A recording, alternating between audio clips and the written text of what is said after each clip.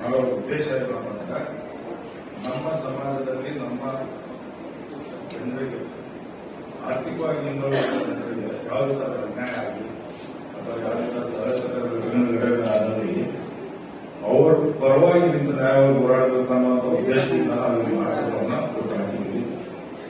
ಸ್ವಲ್ಪ ಸಮಯದಲ್ಲಿ ಒಂದು ವಾರದಲ್ಲಿ ನಾವೆಲ್ಲ ವಿಚಾರ ಮಾಡಿ ಈ ತರ ಒಂದು ಮಾಡಬೇಕು ಅನ್ನೋ ನಿಟ್ಟಿನಲ್ಲಿ ಏನೋ ಕೂಡಿದ್ದೀವಿ. ನಮ್ಮ ಕೈ ಹೋಗ್ಬಿಟ್ಟು ಎಲ್ಲ ಹಿರಿಯರಾಗಲಿ ಎಲ್ಲ ಹೋರಾಟಗಾರರಾಗಲಿ ನಮ್ಮ ಕೈ ಕೊಡಿಸಿದ್ರೆ ಎಲ್ಲರಿಗೂ ದೈವಿಕ ವಂದನೆಗಳು. ಇನ್ನು ಮುಂದೆ ಕೂಡ ನಾವು ಕರೆದಾಗ ಬಂದು ಈ ತರ ನಾವು ಬೆಂಬಲಿಸಿದ್ರೆ ಈ ಸಂಘಟನೆಯನ್ನು ಮುಂದಕ್ಕೆ ಕರೆದುಕೊಂಡು ಹೋಗಲು ಅನುಕೂಲವಾಗ್ತದೆ. ಸಾಕಷ್ಟು ಹಿರಿಯರು ಬಂದಿದ್ದಾರೆ. ಊಟದ ಸಮಯ ಎಲ್ಲರೂ ಮೋಸ್ಟ್ಲಿ ಹೊಟ್ಟೆ ಹಸ್ತಿರ್ಬೋದು. ಹಿಂಗಾಗಿ ಊಟದ ವ್ಯವಸ್ಥೆ ಕೂಡ ಇದೆ. ಸೊ ಇನ್ನು ಕೆಲವೇ ಒಂದು ಇಬ್ಬರು ಜನ ಮಾತಾಡೋದಿದೆ. ಅವ್ರು ಮಾತಾಡಿದ ತಕ್ಷಣ ಎಲ್ಲರೂ ಊಟ ಮಾಡ್ಕೊಂಡು ಹೋಗ್ಬೇಕು. ಎಲ್ಲರಿಗೂ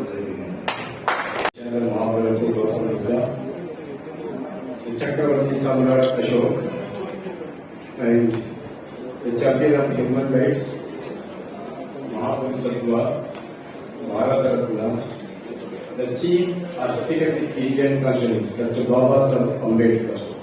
ಈ ಮೂರು ಮಹಾಚಾರ್ಯರಿಗೆ ವಂದಿಸುತ್ತಾ ಮಾತಾಡೋಷ್ಟು ಮುಂಚೆ ಲೇಟ್ ಆದರೂ ಚಿಂತಿಲ್ಲ, ಸಮಯ ಆದರೂ ಚಿಂತಿಲ್ಲ, ಬಹಳ ಒಳ್ಳೆಯ ವಿಚಾರವಾಗಿ ಈ ಬಹುಜನರನ್ನ ಒಂದು ಕಡೆಗೆ ಕ್ರೋಢೀಕರಿಸಿ ವಿಚಾರ ಮಂಥನ ಮಾಡಬೇಕಾದಂತ ಶಿವಕುಮಾರ್ ಎನ್ ಟೀಮ್, ಕಲ್ಯಾಣಿ ಎನ್ ಟೀಮ್, ಧರ್ಮನ್ ಟೀಮ್ ಪ್ರದರ್ಶನಿಗೆ ವಂದಿಸುತ್ತಾ ಈ ಕಾರ್ಯಕ್ರಮ ತಮ್ಮೆಲ್ಲರಿಗೂ ಮತ್ತೊಮ್ಮೆ ಕೇವಲ ಮಾತಿಗೆ ಬರ್ತಾ ಇದ್ದೀನಿ. ದ ಕಾನ್ಸ್ಟಿಟ್ಯೂಷನ್ ಲಾ ಈ supreme law of the country. ಇದು ನಾನು ಹೇಳಿದ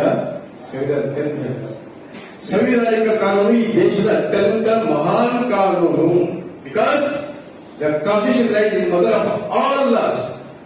ಸಂವಿಧಾನಿಕ ಕಾನೂನು ಎಲ್ಲ ಕಾನೂನುಗಳಿಗೆ ಮಹಾತಾಯಿ. ಅಂದಮೇಲೆ ಈ ದೇಶದ ಪ್ರಜಾಪ್ರಭುತ್ವ ವ್ಯವಸ್ಥೆ ನಡೀತಾ ಇರೋದೇ ಈ ಸಂವಿಧಾನದ ಅಡಿಯೊಳಗ.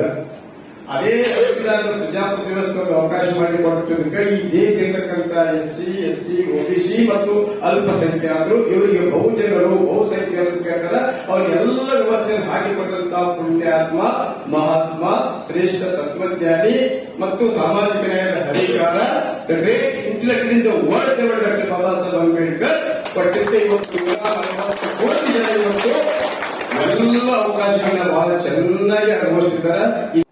ಸಮುದಾಯದ ಸಂಘಟನೆ ಕುರಿತಾದಂತಹ ಯಾವುದೇ ನಿರ್ಧಾರಗಳನ್ನು ಕೈಗೊಳ್ಳೋದಕ್ಕೆ ನನ್ನ ಸಂಪೂರ್ಣವಾದಂತಹ ಸಹಮತ ಐತಿ.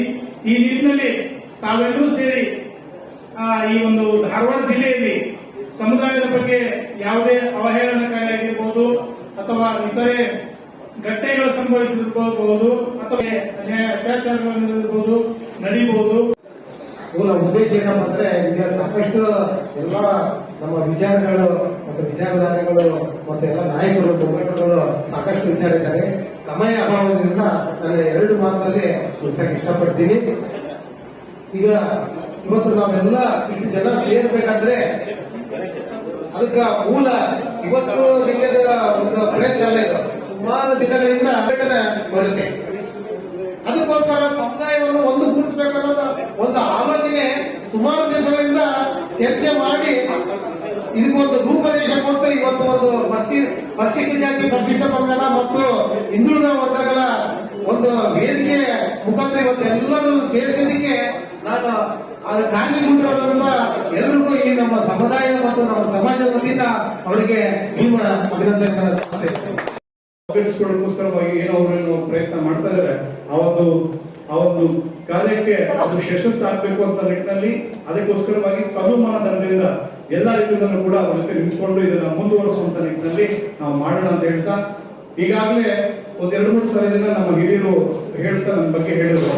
ಆದ್ರೆ ನಾವು ಮಾಡಿದ ಹೋರಾಟದಿಂದ ಇವತ್ತು ಯಶಸ್ಸು ಸಿಕ್ಕಿಲ್ಲ. ಯಾಕಂದ್ರೆ ಈ ಹೋರಾಟ ಆರಂಭ ಮಾಡಿದವರು ಯಾರೋ 30 ವರ್ಷದ ಹೋರಾಟ, ಒಳಗಿಸ್ತಾಕಿ ಹೋರಾಟ. ಈ 30 ವರ್ಷದ ಹೋರಾಟದಲ್ಲಿ ನೀವೆಲ್ಲ ಈ ಕೂತರು ಬಹಳಷ್ಟು ಹಿರಿಯರೆಲ್ಲ ಇದ್ದೀರಲ್ಲ, ನೀವೆಲ್ಲ ಆರಂಭ ಮಾಡಿದ ಹೋರಾಟವನ್ನ ನಾವು ಜಸ್ಟ್ ಒಂದು ನಿಂತ್ಕೊಂಡು ನಿಮಗೋಸ್ಕರವಾಗಿ ಅದನ್ನ ಒಂದು ಕಡೆ ಸೇರಿಸುವ ಪ್ರಯತ್ನ ಮಾಡಿದಷ್ಟೇ ನಮ್ಮ ಕೆಲಸ. ಈ ಒಂದು ಹೆಮ್ಮೆ, ಈ ಒಂದು ಶ್ರೇಯಸ್ಸು, ಈ ಗೆಲುವು ಯಾರು ಹೋಗ್ತದೆ ಅಂತಂದ್ರೆ ಇದಂತ ನೀವೆಲ್ಲ ಹಿರಿಯರು. ನೀವೆಲ್ಲ ಮಾಡಿದ್ರು, ನೀವು ಮಾಡಿದ ಹೋರಾಟಕ್ಕೆ ಇವತ್ತು ಯಶಸ್ಸು ಸಿಕ್ಕಿರೋದು, ನಾವು ಮಾಡ್ಲಿಕ್ಕಲ್ಲ.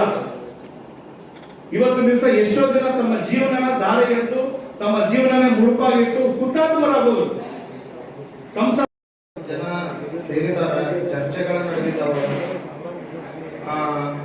ಬಿಡಾರ್ ಸರ್ ಇದ್ದಂತ ಸಂದರ್ಭದಲ್ಲಿ ಅದರ ತರುವಾಯ ಹುಬ್ಳಿಯಲ್ಲಿ ದಲಿತ ಸಂಘಟನೆಗಳ ಒಕ್ಕೂಟಕ್ಕೆ ನಾಯಕತ್ವದ ಸಂಪೂರ್ಣವಾದಂತ ಕೊರತೆಯನ್ನ ನಾವು ಕಂಡುಕೊಂಡಿದ್ದೀವಿ.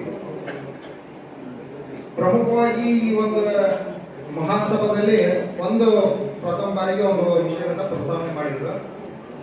ಅದು ದಲಿತ ಚಳವಳಿಯ 50ರ ಸಂಭ್ರಮ ಅಂತಂದ್ರೆ ಒಳ್ಳೆಯ ವಿಷಯ.